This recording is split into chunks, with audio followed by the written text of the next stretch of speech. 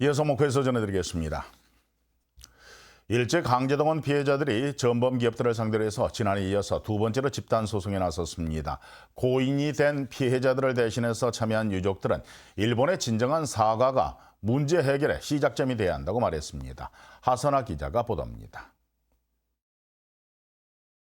자신의 나이 3살 때 아버지가 일본 탄광회사로 강제 동원됐다는 박영석 씨. 얼굴도 제대로 기억하지 못하는 아버지의 흔적이라곤 작업 중 탄광 붕괴 사고로 사망했다며 일본 회사 측이 보내온 사망 조의장이 유일합니다. 일본은 지금이라도 사죄하고 앞으로 그런 일이 없어야 할 것입니다. 오늘 소송은 민사소송입니다만은 저는 사과를 받는 것이 우선이라고 생각합니다. 박 씨의 아버지를 비롯해 일제 강제동원 피해자 33명이 전범기업 6곳을 상대로 집단 소송에 나섰습니다. 원고 가운데 생존 피해자는 2명에 불과하고 나머지 31명도 대부분 7, 80대 고령 유족들입니다. 아버지가 살아생전 때 이 한을 좀 풀어달라고.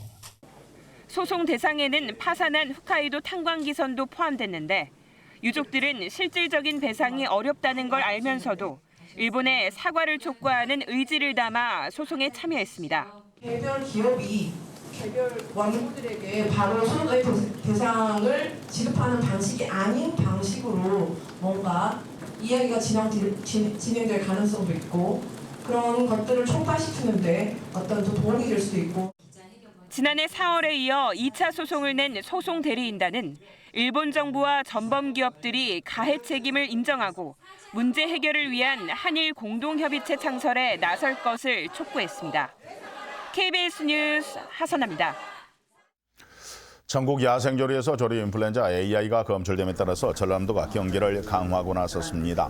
박병호 전라남도 행정부의사는 최근 야생조리에서 저병원성 AI가 계속 검출된 가운데 나주에 한 오리 도축장을 방문해 현장을 점검하고 근무자들을 격려했습니다. 36만 7천여 마리의 철새가 날아온 가운데 충남과 경북 등 전국 19건의 가건물 검사에서 저병원성 AI가 19건 검출이 됐으나 전남에서는 아직 검출되지 않았습니다. 문재인 대통령은 공공기관의 추가 지방 이전 문제에 대해 총선을 거치면서 검토하겠다는 입장을 밝혔습니다.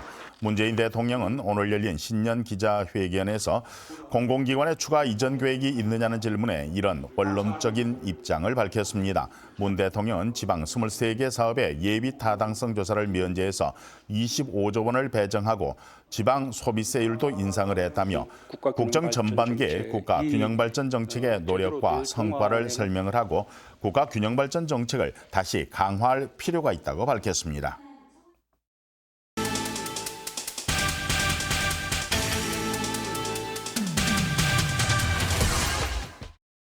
전라남도 보건환경연구원이 중국에서 발생한 급성 폐렴 환자가 국내에서도 발생할 가능성에 대비해 24시간 긴급 대응 체계 가동에 들어갔습니다.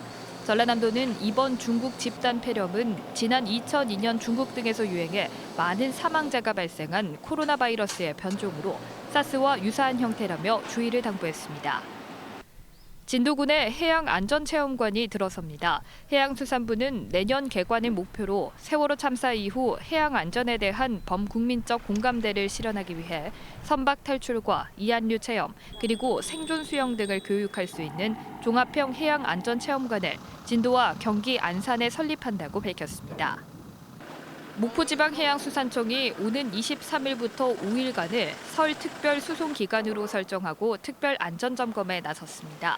한국해양교통안전공단과 선박검사기관 등과 합동으로 실시하는 이번 점검은 목포와 완도 지역의 39개 항로를 운항하는 여객선 67척에 대해 이뤄지며 여객관리, 화재 예방, 비상 대응 능력 등을 중점 점검합니다. 목포시가 기존 4개 마을에 삼양동 신지마을을 추가해 100원 택시 운영을 확대합니다.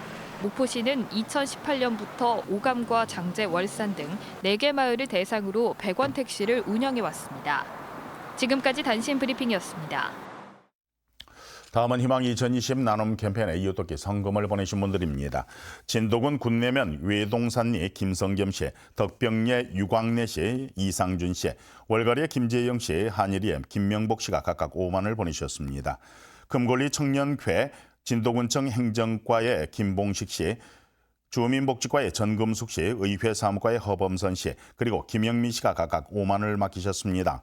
지역개발과의 곽상규 씨, 비서실의 양준 씨, 안전건설과 김호영 씨, 군내면 새금성교회 송도한 씨, 진성식당의 이성현 씨가 각각 5만 원을 보내주셨습니다. 만금리의 김철겸 씨, 군내면 사무소의 김만재 씨, 이영권 씨, 고군면 사무소의 전석환 씨, 진도 교보생명의 김순미 씨가 각각 5만 원을 기탁하셨습니다. 성금을 보내주신 분들께 감사드립니다. 광주은행이 오늘 목포시청에서 지점 개점식을 갖고 본격적인 업무에 들어갔습니다. 광주은행은 1961년 이후에 58년간 기업은행이 도맡아온 목포시청 제1금고 자리를 지난해 말에 획득하면서 지점을 개점하게 됐습니다. 목포였습니다.